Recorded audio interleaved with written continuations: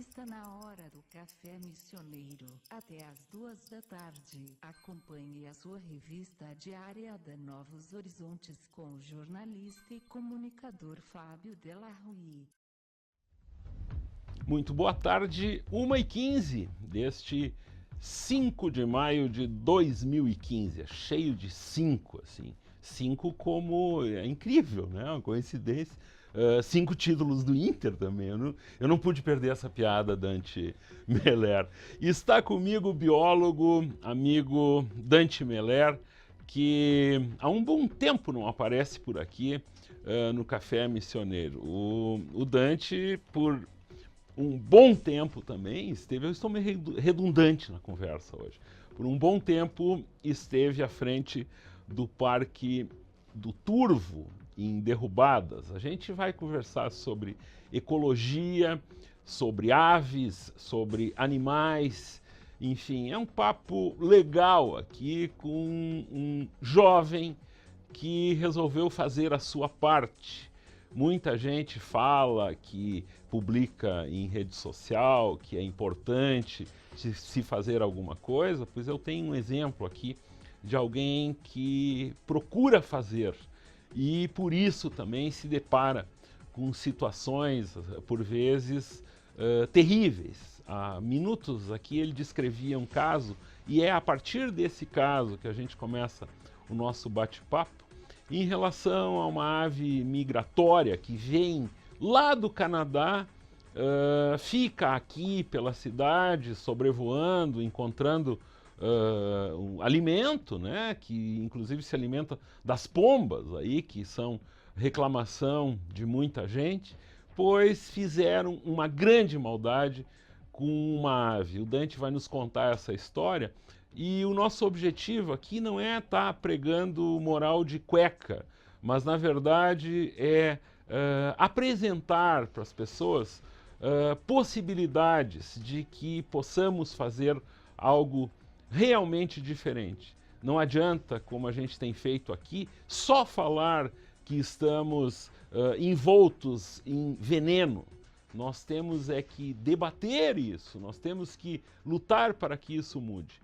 Mas isso também é outro assunto. Boa tarde, Dante. É um prazer imenso para mim te receber aqui, acompanhando a tua trajetória aí nesse período do Turvo e tal. Mas a gente começa com essa história que nos apresenta aqui. Que bicho é esse? Da onde ele vem? E o que fizeram com ele, Dante? Boa tarde. Boa tarde, Fábio. Boa tarde, ouvintes do Café Missioneiro. Para mim, em primeiro lugar, uma satisfação estar aqui falando sobre coisas que eu vivo, né, que eu gosto de fazer. Sou biólogo de formação, tive por 2 anos agora no Parque do Turvo, morando lá. Agora estou retornando para Santo Ângelo. E já no retorno, realmente me deparei com esse episódio, porque há cerca de 4, 5 anos atrás, comecei a observar o falcão peregrino aqui em Santo Ângelo, que é uma ave que vem, realmente, ela migra da América do Norte, no nosso caso, esse vem do Canadá, e ele fica no centro da cidade, né, caçando pomba, pousa nessas antenas altas da cidade, e eu venho acompanhando todo verão, primavera, verão, que ele fica aqui, eu acompanho ele. É o mesmo animal? A gente não sabe dizer, tem mais de um, a gente já observou mais de um junto, né? Mas assim, deve ser alguns que tem esse local como área de invernagem, a gente chama, né? Porque lá esfria muito na América do Norte e eles migram até aqui, então, para fugir do inverno de lá, eles vêm para o nosso verão, quando tem alimento mais abundante, né? E esse falcão, justamente, ele caça as pombas que tem na nossa... Por isso que tem esse falcão aqui, porque ele caça... A pomba é a principal presa dele, e a gente tem esse problema de pomba em cidade, então é um animal que, de certa forma, faz um serviço para nós aí, né? É natural essa relação que existe dele caçar as pombas. E há uns dias atrás, cerca de, sei lá, uns 20 dias atrás, eu fiquei sabendo do episódio que foi encontrado um falcão aqui na Brasil com Antunes, se não me engano, que com uma marca de tiro na asa e com as penas cortadas da asa. Eu realmente fiquei muito indignado, porque é um animal que provavelmente ele já estaria tendo que voltar pro Canadá, né? Sim. Uma longa de uma viagem. E acabou sendo, a patrã acabou recolhendo esse animal e levando ele para Santa Maria, no criadouro São Brás. E esse animal, se recuperar, vai passar o resto da vida numa gaiola. Por que isso? Não existe como se estabelecer. Porque a gente, claro, muitas vezes o telejornalismo trata de exceções. Então a gente vê por aí programas especiais mostrando animais que foram resgatados, recuperados e soltos. Por que esse, teoricamente, não pode mais ser solto, Dante? Aí a gente entra numa questão realmente interessante, porque para esse animal ser solto, ele teria que ir para um CETAS, que é um centro de reabilitação. E a gente não tem nenhum desses na região. O mais próximo fica se não me engano, na região metropolitana, não sei bem exatamente. Mas o único que tem aqui na região é o de Santa Maria, que é um criadouro. Só que ele para te fazer esse acompanhamento e soltar o animal de volta, precisa de veterinário, precisa de biólogo, precisa de um acompanhamento. E não existe isso na nossa região. Falta investimento nessa parte, digamos assim, né? Eu conheço eu acredito que fica entre Portão e Novo Hamburgo. É comandado, coincidentemente, pelo irmão do ator Werner Schinemann, o Hugo Schinemann. Ele foi meu colega nos anos 70, no fim dos anos 70, no Sinodal, lá em São Leopoldo, e eu sei que ele trabalha nesse segmento, tem justamente um local que se faz isso, né? Mas, Dante, durante esse período que tu estivesse lá no Turvo, pelo menos 2 momentos, assim, tu conseguiste mostrar para muita gente, jornais, emissoras de rádio, de televisão, rede social, 2 encontros. Eu gostaria que tu tentasse traduzir para nós, além da questão emocional, o que significa encontrar. Eu não adianto quais os animais, eu gostaria que tu relatasse para nós. Ele já sorri, a gente já vê que foram os teus grandes momentos no Turvo, Dante. Realmente, tem 2 encontros que eu não vou esquecer, porque o primeiro foi quando eu fechei 1 ano, eu estava entrando em férias, foi realmente, eu acho que 2 dias antes de entrar em férias, que foi quando eu encontrei uma onça parda. E apesar de ser um animal que a gente já sabia que tinha, mas tu encontrar uma onça no Rio Grande do Sul hoje em dia é quase que uma coisa meio surreal, né? Certo. Tu vê uma onça e fotografar repercutiu bastante, né? Apesar de ser um animal que a gente já sabia que tinha, a onça parda, né? Também chamam de leão-baio, né? Existe muita história de leão-baio na nossa região, mas hoje em dia é difícil ver um animal desses. Até mesmo porque eles estão cada vez mais raros, né? Mais escassos, assim, refugiados em algumas áreas ainda mais preservadas, né? São muito perseguidos as onças, né? Obviamente. Mas foi uma emoção única, né? Encontrar um animal desses e também para desmistificar todo aquele negócio que a onça é um bicho perigoso e tal. Realmente foi um encontro que não teve Ela deu uma olhadinha pra ti, fez a pose pra foto e sumiu daí. E sumiu. Quando ela nos viu, ela fugiu pro mato. São animais muito tímidos, assim, né? Eles são perseguidos, né? Então eles têm muito mais medo, têm muito mais a temer do que nós deles, né? Até mesmo porque no Rio Grande do Sul não se conhece um caso de onça, de alguma pessoa que veio a morrer por causa que uma onça atacou.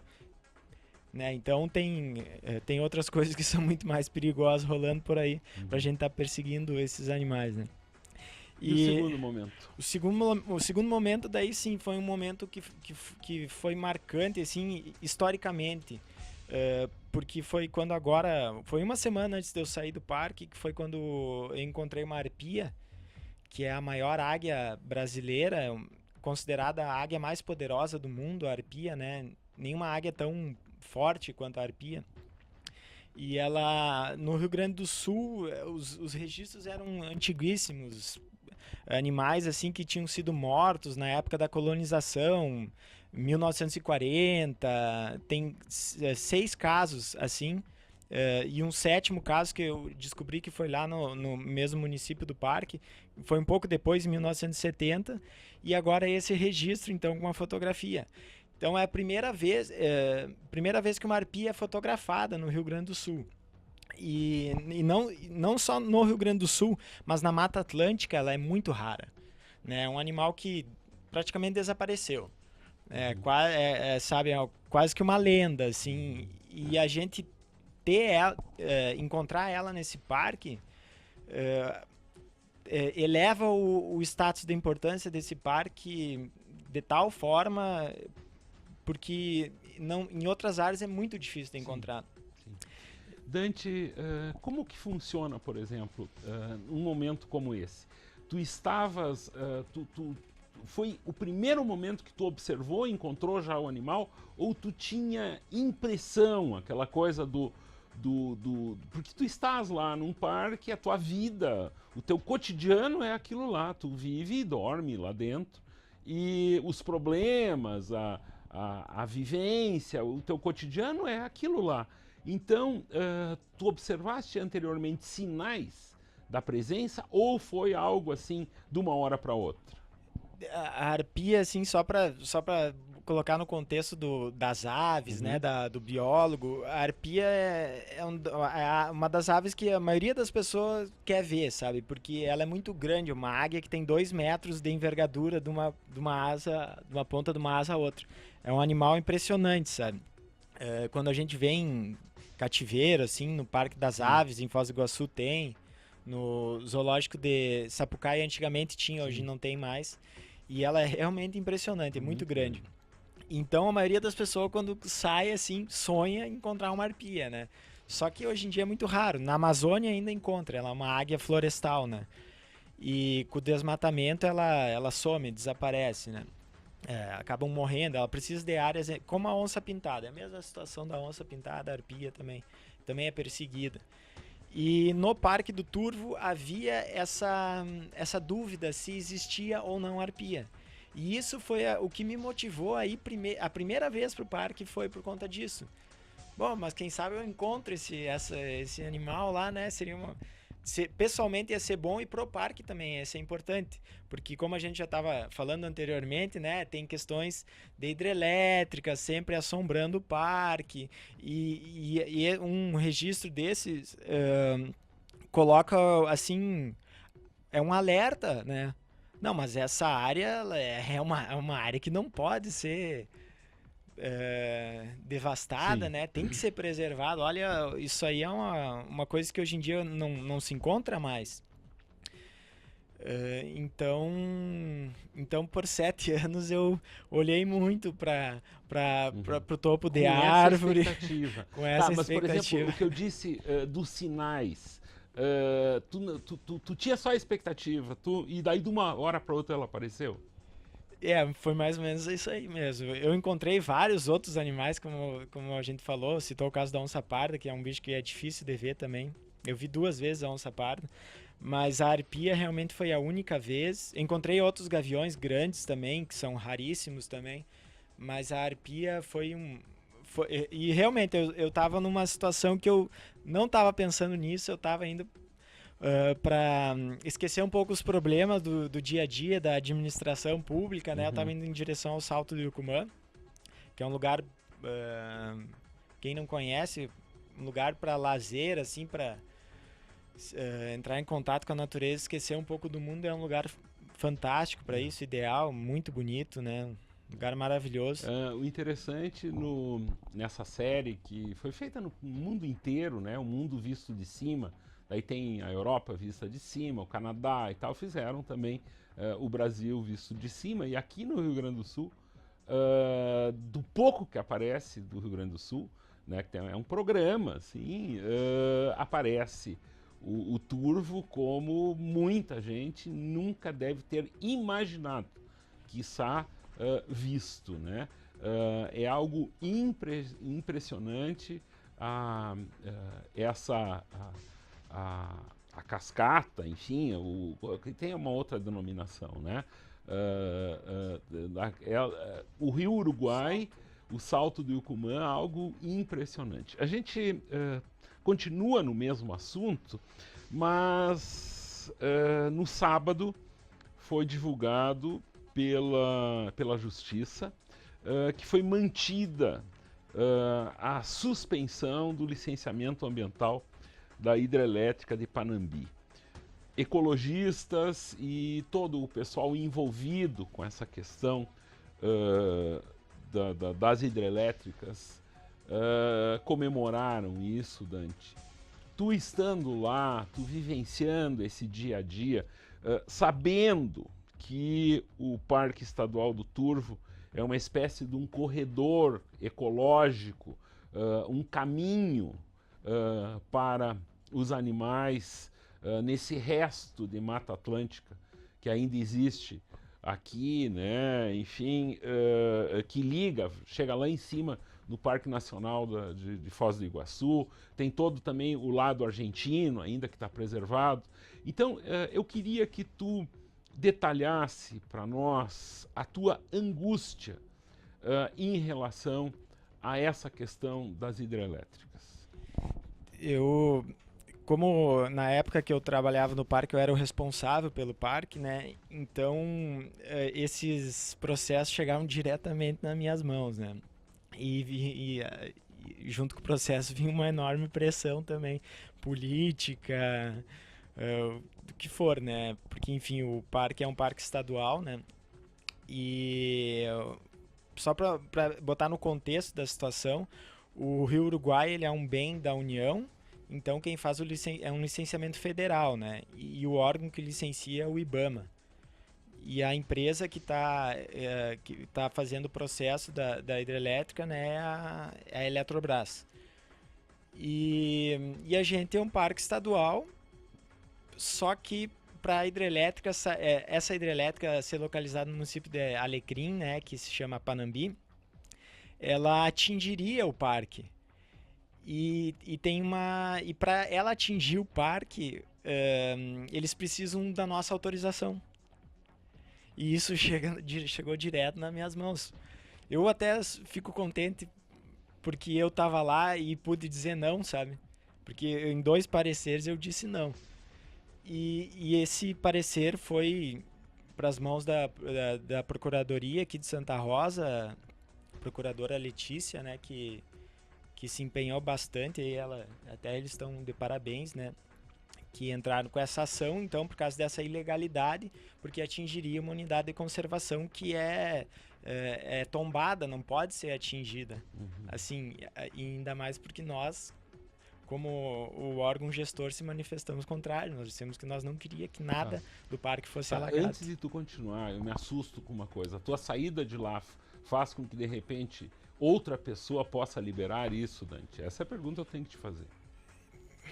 Eu espero que não, porque eu também tinha esse medo, mas assim, o processo está rolando já né, tá em andamento e já foi suspenso, então... Porque se alguém lá de dentro do parque autoriza, eles podem modificar essa realidade. Porque assim, ó, o que eu observei desde sábado, quando essa notícia foi dada? Muita gente ligada, que tem essa preocupação, está comemorando.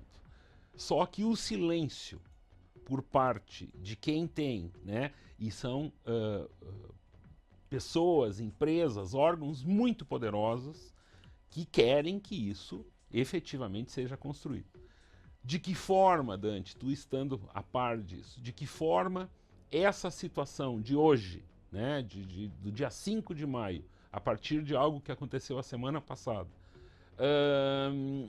qual é esse cenário? Esse cenário tende para que essas hidrelétricas não saiam efetivamente, Dante? O que aconteceu foi o seguinte, né? A Procuradoria entrou então com essa ação, né? Junto à Justiça Federal, né? E a Justiça suspendeu o processo de licenciamento porque atingia o parque. Na cota prevista, atingia o parque. Uhum. Então, o IBAMA e a Eletrobras, o que eles fizeram? Eles recorreram a uma instância superior. E agora que saiu essa decisão, que também foi recusada na instância superior. Sim. Agora eles podem recorrer ainda, né, ao Supremo Tribunal Federal, mas não sei se é o que vai acontecer. Eles podem optar por reduzir a cota e não atingir o parque. Se não for viável economicamente, porque daí com uma cota mais baixa não produz tanta energia, poderia até não sair, então, a hidrelétrica, que é, do ponto de vista social e mesmo ambiental, é ideal, porque são 12 mil pessoas, e isso muita gente esquece de falar quando se fala em hidrelétrica. 12 mil pessoas que vão sair das suas propriedades lá na beira do Rio Uruguai, pessoas que moram lá já há gerações, pessoas idosas às vezes, não sabem ter outro modo de vida, tem aquela cultura muito já né, enraizada. Sim.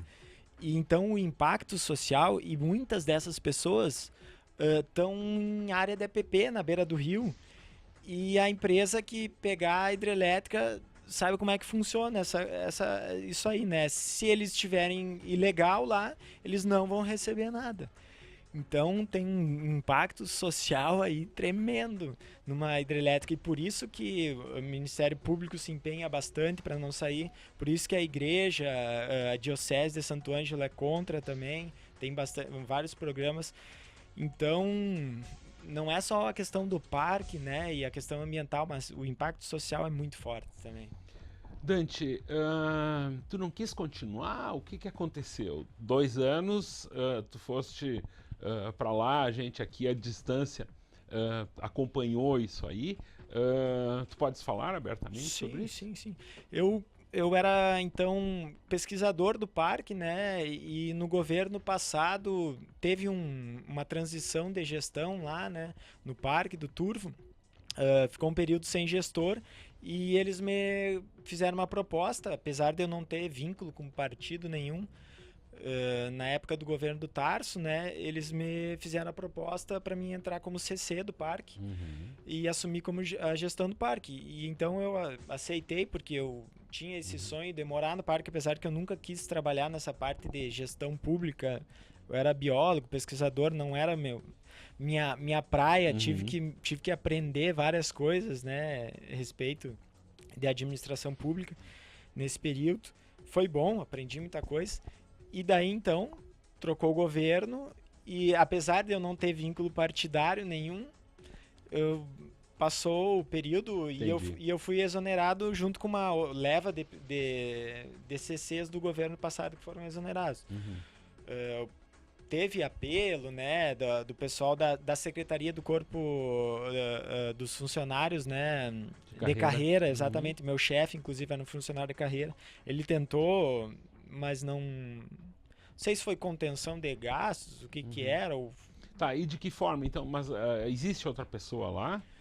No momento, quem assumiu foi um técnico, um funcionário de carreira, assumiu no meu lugar, que ele já trabalhava lá, um técnico ambiental, então ele assumiu. Não foi, o meu CC não foi preenchido lá. Se foi para outro lugar, daí eu não sei dizer, mas lá por enquanto não foi ninguém. Lá tem então uma área administrativa, como é que funciona essa história de morar no parque? Conta para nós como é que é isso. O Parque do Turvo, do período que eu vou para lá, desde a primeira vez que eu fui até agora, ele mudou a infraestrutura dele mudou bastante, porque o parque recebeu uma medida compensatória da hidrelétrica construída em Roque Gonzalez, no Rio Juí, e foi construída uma infraestrutura lá no parque. Na sede ali tem um centro de visitantes, tem auditório, uma estrutura bem moderna, bonita, assim, né? Claro que com uma arquitetura do jeito de parque, assim, né? Bastante madeira, né? Então é bem bonito. E lá tem uma casa pro gestor. E então eu morei nesse período, morei ali na casa, né? No portão de entrada do parque. A mata ficava do meu lado. Teve uma noite que... Tu ouvia as onças. Teve uma noite que eu escutei um mugido, não sei, parecia assim, era um urro, né, de uma onça, e no outro dia nós encontramos a pegada dela, uma onça pintada, a 100, 200 metros da minha casa. Tá, e daí como é que é de noite? Isso aí é uma situação, né? De noite é difícil tu andar sozinho de noite lá, né? Tem que ter muita coragem. Sim. Tem que ter coragem. Mas não, um perigo assim é difícil, né? Muito difícil. Muito bem. Este foi o primeiro bloco do Café Missioneiro desta terça-feira. O Dante continua aqui conosco e nós voltaremos em seguida, depois dos comerciais.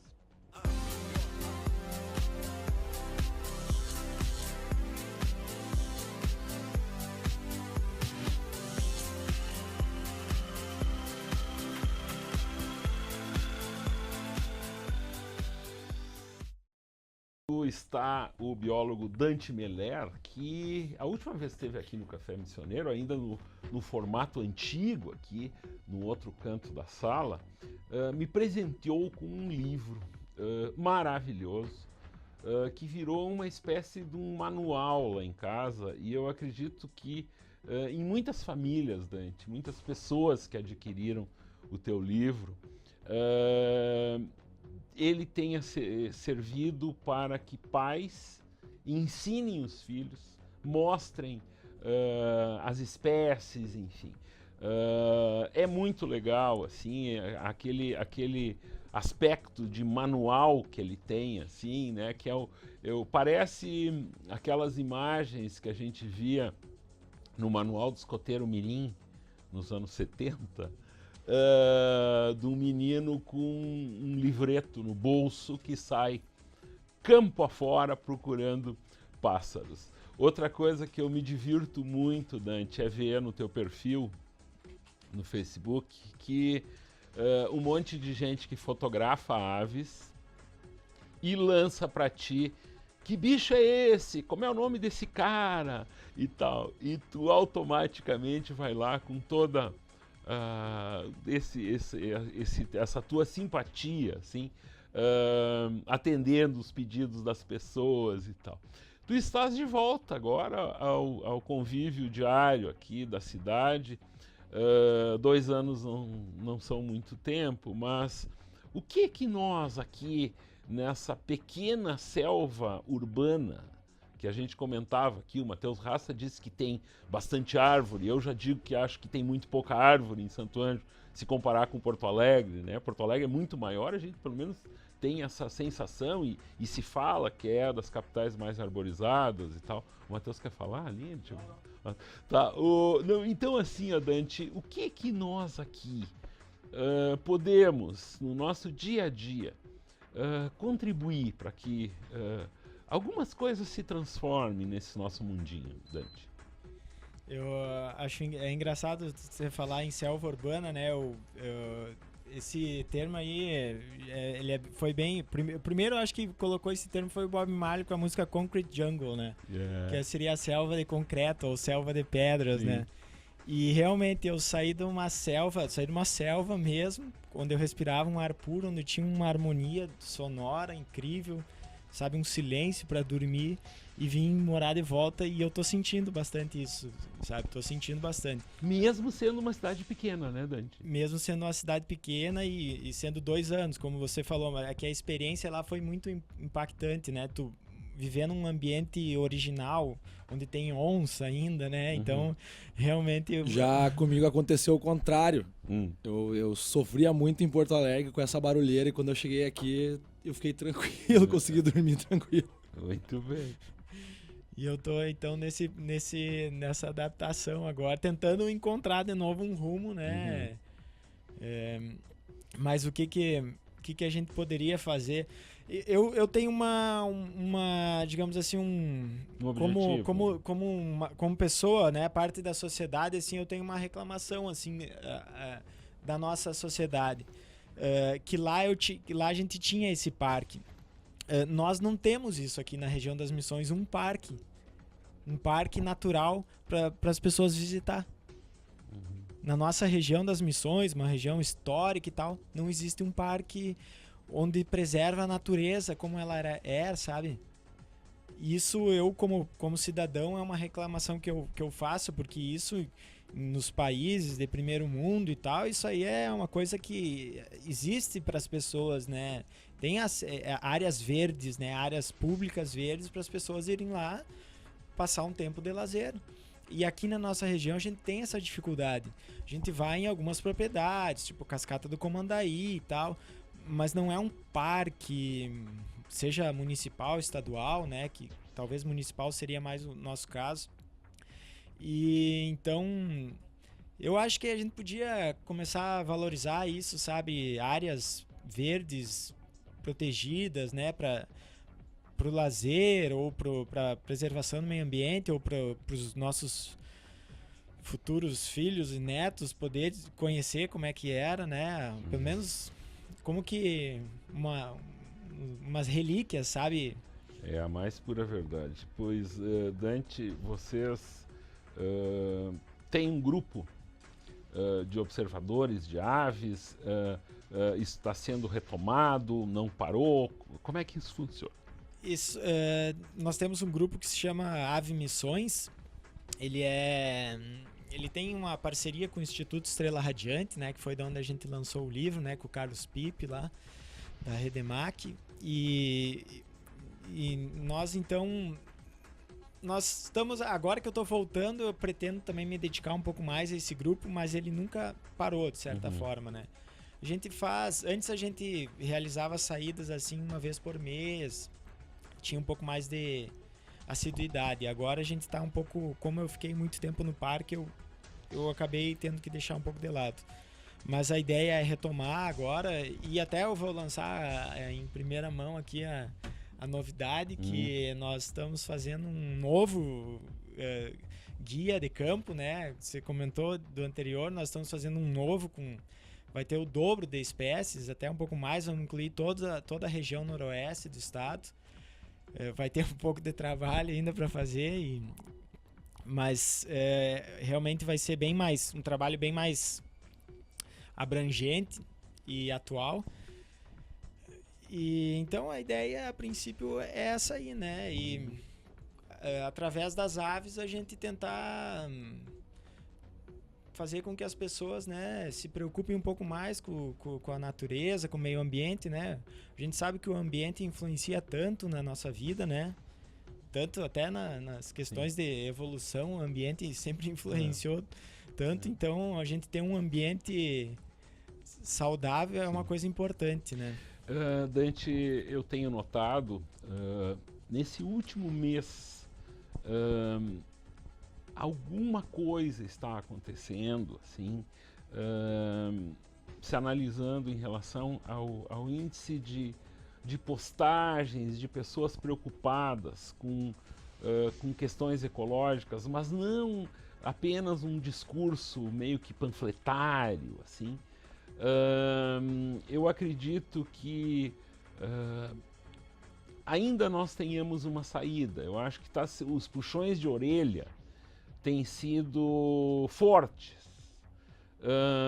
Principalmente a justiça tem se mostrado que será ela, através assim, das denúncias feitas através da imprensa e a ação do Ministério Público, da Justiça, pelo menos tem alguém preocupado, porque já existia um período que ninguém estava preocupado. Isso a gente sabe, né? Então, o que nos resta é tentar, no nosso caso aqui, por exemplo, de uma participação como essa no programa, que a gente apresente alguns fatos, né? Que história triste é essa do começo do programa? Que infeliz é esse que tem que dar um tiro numa ave só porque ela está voando sobre a cabeça dele? Né? Então, isso são questões que a gente tem que pensar sobre isso e ver que o mundo ele é de todos, né? Não desse egoísmo ou dessa coisa terrível que é se pegar uma arma e atirar contra um bicho que está sobrevoando uma antena, né? É algo absurdo. Esse tipo de diversão acho que não cabe, né, nesse mundo atual nosso. Talvez nunca coube, né? Mas hoje em dia tem máquina fotográfica para bater foto, é muito mais divertido, né? Exatamente. Tu pode identificar as espécies, vai lá na internet, compartilha, todo mundo gosta, né? Tu faz várias amizades através disso, sabe? Então, existem maneiras da gente desfrutar da natureza sem agredir ela. Tem uma frase que é um clássico sobre isso, né? Que o tiro é o fim e a foto é só o começo, sabe? Então, este é o biólogo Dante Meller, que esteve aqui comigo, prometendo agora, como ele está mais próximo, de participar mais vezes aqui do nosso programa. Várias vezes, quando ele estava lá no Turvo, lá, eu andava convidando ele, e ele, eu estou aqui, eu estive aí a semana passada, aquela história. Mas finalmente o Dante está de volta. Algumas informações em relação ao nosso conteúdo jornalístico. No nosso site você pode conferir todos os jogos do Grupo do Santo Ângelo na segunda fase da Segundona. Começa amanhã, é como se começasse tudo de novo. Um pentagonal aí, a cada rodada um dos times fica de fora, porque são 5, não tem como todos jogarem todas as partidas em todas as rodadas. Na expectativa que a equipe se classifique entre os 2 melhores para disputar um quadrangular final e que daí o campeão vai para o Gauchão do ano que vem, para terminar com essa série de vitórias aí, o pentacampeonato colorado, né? Vamos rezar que, já que não deu com o Grêmio, quem sabe com o Santo Ângelo, campeão da Segundona, a gente terá essa expectativa. Além disso, também você pode conferir mais uma reportagem em vídeo produzida aqui pelo Marcos Luft, falando de um pouco de tudo da Fenamilho, mas com uma ênfase especial para a mostra tecnológica. Está tudo lá no nosso site e sendo atualizado aqui também a partir da interferência ou do relato do pessoal que está no ar aqui no 104.7. Muito bem, 1h57 agora, 3 minutos para as 2, o Matheus Rasta está ali. Eu vou dar o adeus para o Dante Meller, mas antes disso, eu quero que ele conte da experiência dele de tocar com o Matheus Rasta lá. Vocês fizeram um show, então, domingo de noite lá. Como é que é isso? Além de tudo, ainda tem tempo pro reggae, pro rock and roll? Como é que é isso? Eu fui como é que eu vou dizer, tocar com os profissionais lá, né? Sim. Fui tentar tocar com os profissionais lá. Modéstia, né? Não, pra mim foi... Sempre gostei da música, né? Toquei muitos anos com o Matheus, com a Rasta Blues, né? E sempre fomos amigos, antes de mais nada, além de colega de banda, né? Tô aí. E pra mim é uma alegria tocar, Foi muito massa porque reuniu a galera que fazia tempo que não se reunia e tudo voltou como era, né? Aos tempos antigos tempos, velhos tempos. Bem. Então tá, é isso aí. Até amanhã e tenham uma boa tarde. A melhor rádio do...